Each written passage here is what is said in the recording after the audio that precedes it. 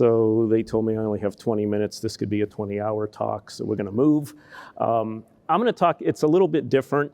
I'm a chiropractic neurologist, and I really focus on retraining or doing neural retraining of the brain. The only, oops.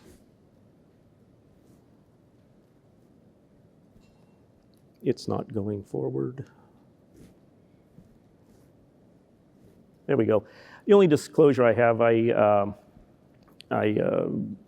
use Gladiator Therapeutics for trying to improve some perfusion as well as pain inhibition, so that's it. So we're going to start here. So brain-based therapies, like what is it? During the physical examination, we try to target very specific areas of the brain to see where they are dysfunctional at, and not only an area, but also a side. And then we try to target those with very specific treatments to see if we get an appropriate output, meaning do we see a change in the heart rate? Do we see a change in motor patterns? And so why brain-based therapies? When I first started seeing EDS patients, the biggest thing that I noticed was they didn't have a hard pathologic thing causing all of this. Like there wasn't something you could put up on a screen and say that's what's causing all of this. And most of the dysfunction was autonomically based, meaning heart rate, gut, sleep patterns. They're all kind of funky, to say the least. And generally, the treatment that I've seen with EDS patients is very end organ targeted.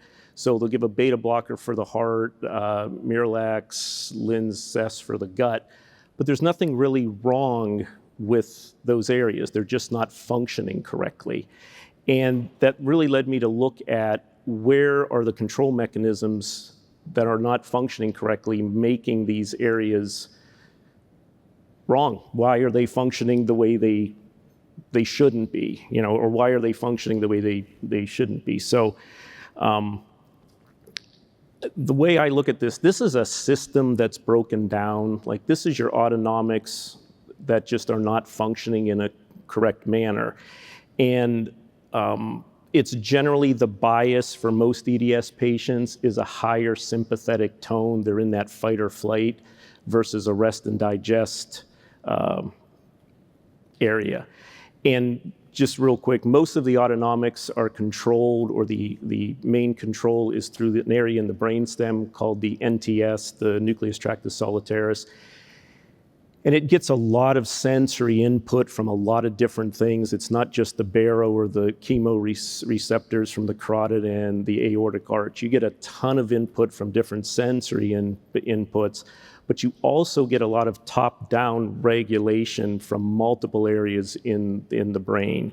And that's where I try to target, is there a dysfunctional area in these different brain tissues, and can we figure out what therapies would be best to activate them to get a top-down regulation on that autonomic system. So when you start looking at brain function, it's as each person in here has a different functioning brain. And this is very individualized care. The care is literally as individual as all of your stripes, okay? It's not a protocol. It's not do this many sets, this many reps, this many times a day. It allows the care to be very, very specific. And if we can get treatments that affect and improve your autonomic function or your motor function, I think that's where a lot of the care has to start, because if you don't have good homeostatic function, it's really hard to build on anything else and get a good solid foundation to kind of build on. So I'm going to go through just a couple of really quick case studies. I actually have 4 of them. I have plenty of time. That's good. So we do computerized autonomic testing in our office. So every patient that comes in, that's kind of where we start with. So this one was a 24-year-old female. Again, autonomic dysfunction, heart rate, sleep, a lot of fatigue when she had any type of activity. And she had to limit her time being upright because her sympathetics would just kind of go through the roof. And obviously she had a lot of anxiety trying to be up and not function very well. So this is a look at some of the autonomic tests that we do. It's computer generated. And I'm just going to keep this real simple. If, oh, the laser works, great. The blue and the green is what we're going to be looking at. You want to see mountains and you want to see valleys. The mountains are more of the parasympathetic activation, and the valleys are the sympathetic. And you really like to see the mountains kind of get close to 1, and that goes for the green and the blue. And down here, so this is, the blue is this patient just laying down in my office, quiet. She doesn't have a lot of mountains and valleys. That's not like the Rocky Mountains or the Alps. That's kind of flat-ish. Little hills, but not great. And then the green is when she would stand up. On the graph, we also get a graph with this. You kind of want to be in this area with function. The horizontal line is your parasympathetic function, and the vertical is the sympathetic function.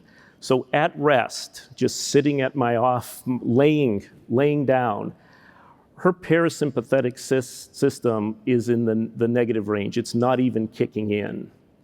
Now you would think if you're just laying there, you'd have more parasympathetic input than you would the fight or flight, and she just isn't.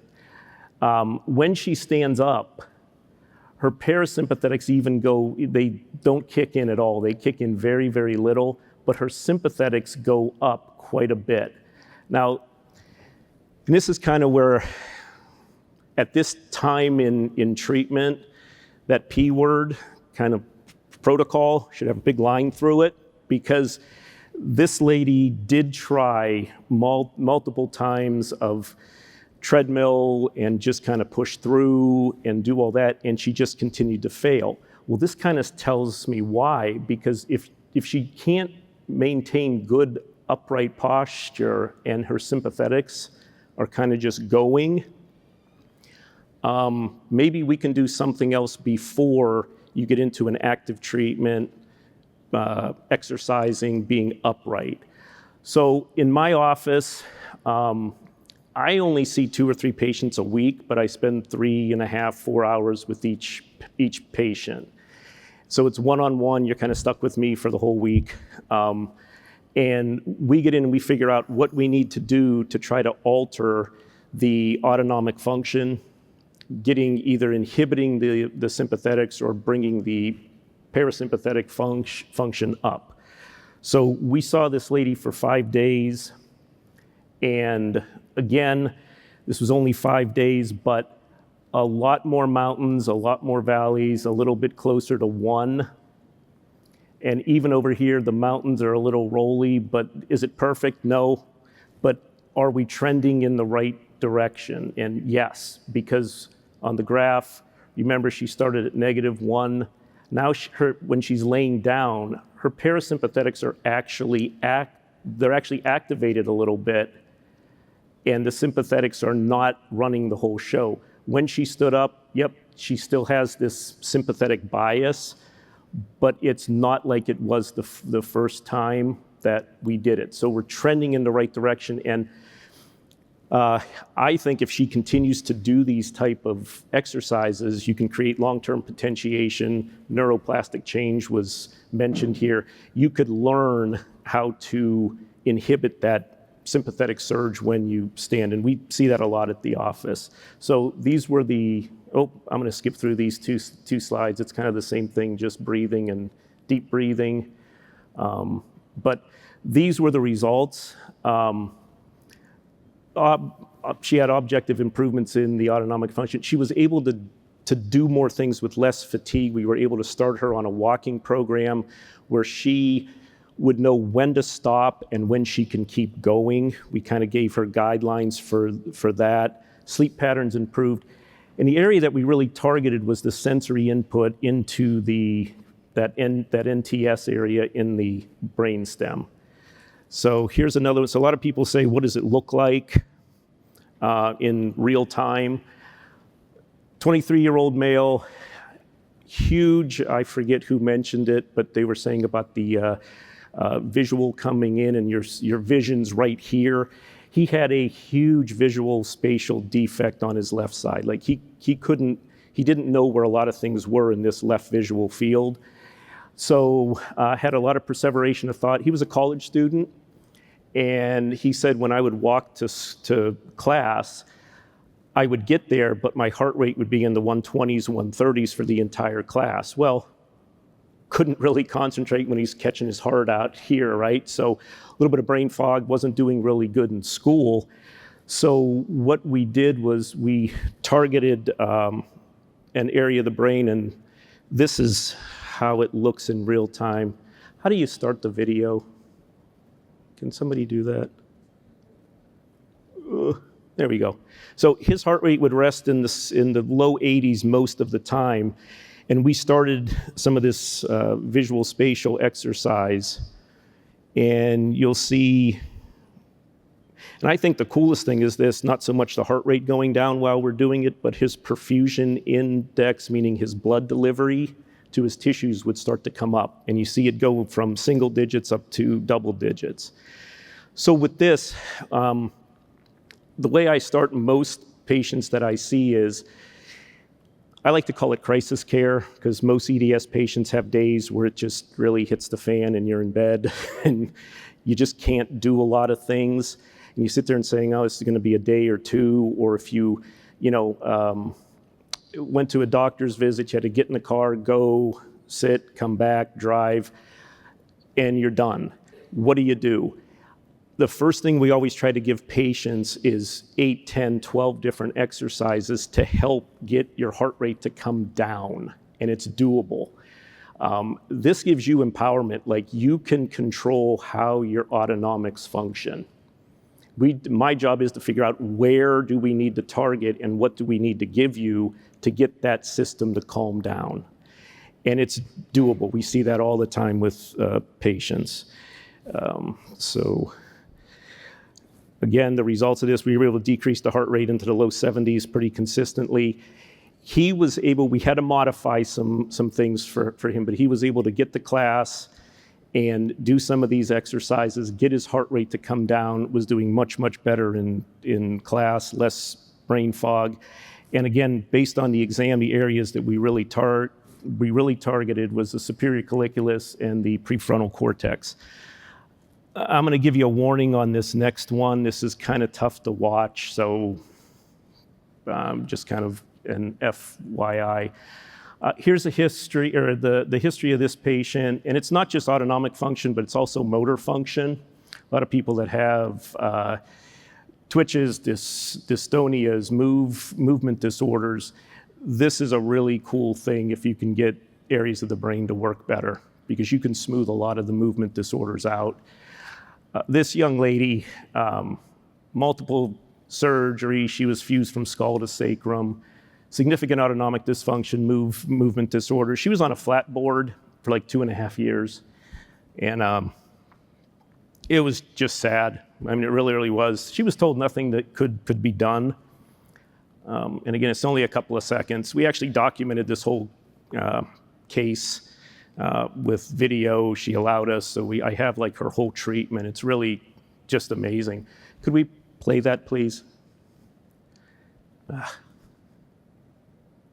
That's plenty. I think they get the idea. So we targeted really specific areas of the brain with this. We couldn't do a lot. I mean, she has a clam brace, she has a neck brace, and we really had to target very specific areas, because if she would move, this is what would happen. If the bed was raised up just a couple degrees, this is what would happen. So we had to be really careful with what we did. And she keeps in touch now. We still keep in touch, but this is her now. So she's wheeling around on the John Deere tractor cutting the grass. It was her, it wasn't me. It was her doing the work. Yeah, that was her doing the work. Again, she keeps in touch, and she asked me, do you think I could ride a bike? Do you think we can start? And I'm like, you know what? Live, go and do the things that you want to do, right? Like, you don't need, I mean, I would have put training wheels, but that's how I would have started her, but she decided not to. But she is doing so well right now. She still has a clam brace. She still has to wear her neck brace, but she's able to do things. You know, she's functional. She's controlling what she can do when she wants to do it. And the big thing, she always wanted to teach. So right now, I think she has an online teaching class where she's teaching Spanish-speaking children to teach. And she loves to do missionary work, so I have pictures of her like in the airport, sprawled out like a lot of you here, waiting for her flight. And she goes to different countries and she tries to help out. So it was just amazing. Areas of the brain that we targeted was the vestibular system, the cerebellum, and obviously the basal ganglia. But she did all the work on that. She was an amazing patient. Last one, oh my gosh, I didn't think I was going to get done this early. I could slow down. My wife told me, she goes, there's no way you're going to do this in like 20 minutes. I'm like, yes, I am. Because I could talk on this. I'm fairly passionate about this. I love doing this. Here's another one, a female patient, autonomic dysfunction. She was told she had like a hyperactive nervous system, and she was also told she had an upper motor neuron lesion. Significant movement disorder.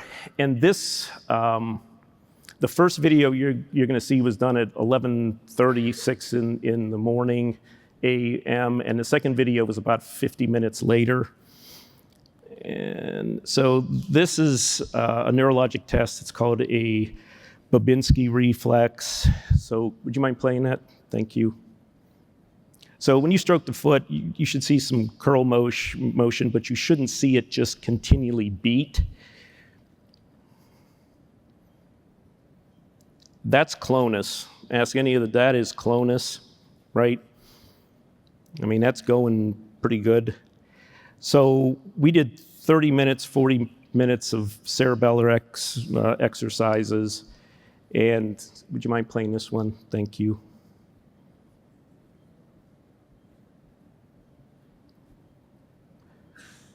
So same procedure, and that's gone.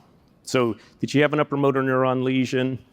Maybe, but I just think it was, well, from my examination, it was a cerebellar problem, and you have feedback loops through the cerebellum that fire up to the brain that just don't let things, they just kind of perseverate, they'll just keep going.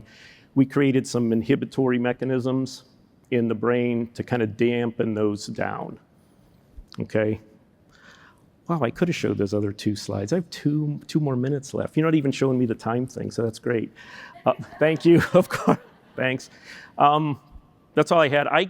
I do want to, I'm going to get on my little soapbox here for a second. There is no reason in the world that any EDS patient here can't take control of their life. There are things you can do. We just have to figure out what you need to do, and it takes work. It takes work. You got to put some effort in.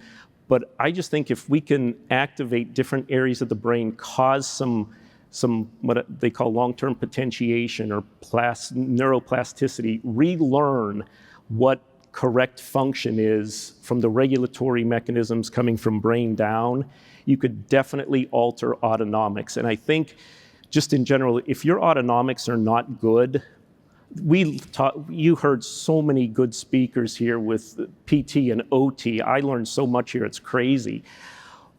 But if you don't have a good homeostatic function, if you can't maintain basic homeostatic function, eat, sleep, digest food, get rid of waste, maintain temperature, don't let your immune system go through the roof. We do really well with MCAS, we really, really do. Once you get that stabilized, everything that you do is better because you can deliver blood better, you can oxygenate yourself better, you can rest better. If we can get your autonomics good, you got a good chance of doing really, really well with everything else that everybody does. Okay, thank you very, very much. It was an honor. Thank you.